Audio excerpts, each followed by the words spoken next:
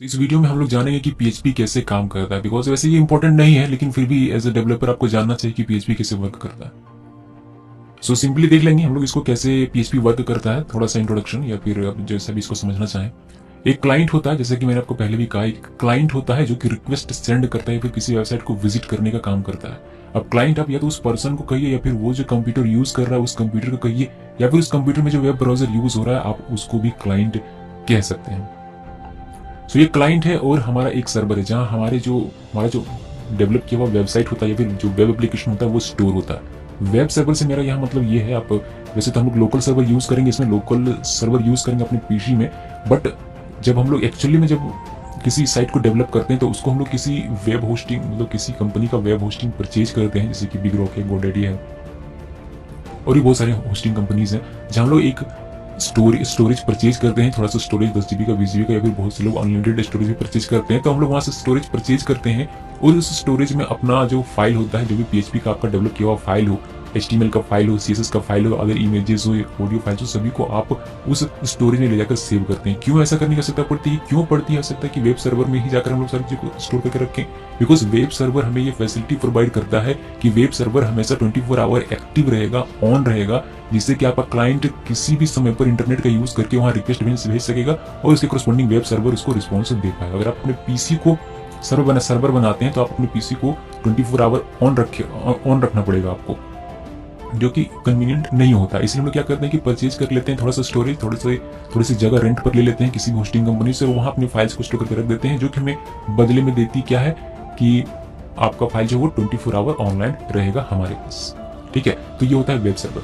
तो web server में आपका एक सर्वर रन करेगा, जिसे हम लोग अपाची सर्वर मान के चलते हैं कि हमारा जो वेब सर्वर है वहाँ क्या सर्वर रन कर रहा है, अपाची सर्वर रन कर रहा है। इसके साथ हम लोग यहाँ पीएचपी की बात कर रहे हैं कि पीएचपी कैसे काम करता है, तो इसी पर फोकस हमारा रहेगा।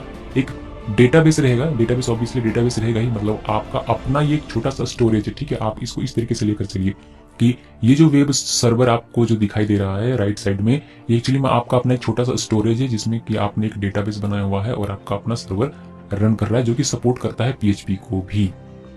ठीक है, तो ये वेब सर्वर का कॉन्सेप्ट क्लियर है। फिर से एक बार मैं आपको बता देता हूँ कि वेब सर्वर का कॉन्सेप्ट यहाँ क्या काम कर रहा है। जो भी साइट आपने डेवलप किया है एज ए प्रोग्रामर, वो सारे साइट का जो कंटेंट है या फिर जो भी एसेसरीज हैं आप कह सकते हैं, वो सारे आप अपने वेब सर्वर में या फिर जहां भी आपने परचेज किया है, बिग रॉक से परचेज करते हो या फिर गोडैडी से, वहां आप उन सारी चीजों को यहाँ स्टोर करके रख देते हैं।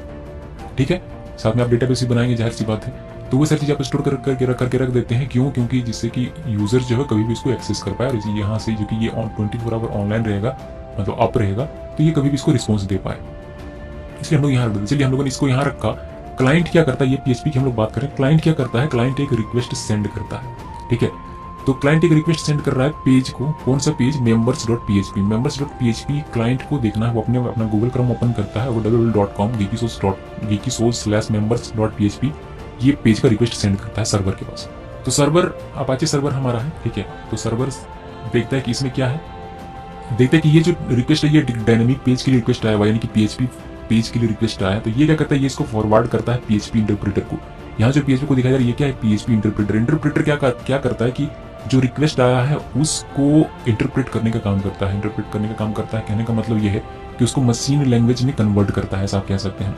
ठीक है, अब मशीन लैंग्वेज में कन्वर्ट करता है तो हो सकता है कि जो रिक्वेस्ट आया हो उसको फुलफिल करने के लिए, यानी कि उसको रिस्पॉन्स देने के लिए इसको यानी कि इंटरप्रेटर को डेटाबेस को एक्सेस करने की आवश्यकता पड़े।